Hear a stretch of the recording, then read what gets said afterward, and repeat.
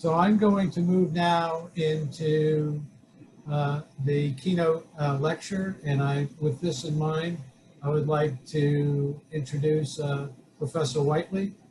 Professor Whiteley, an outstanding vascular surgeon, is well known to all of us. However, what you may not know are some of his accomplishments. In the UK, he is the first to use high-frequency ultrasound, invented a technique, trollop, in 2001 to close perforator veins, and was first to use endovenous surgery to treat truncal veins in 1999. Mark has won many international and national prizes for research in venous surgery. In 2011, Professor Whiteley established the College of Phlebology, an internet-based college for anyone interested in learning more about venous disease. Lastly, he is married to his love of his life, Vicky, who supports and encourages his academic pursuits.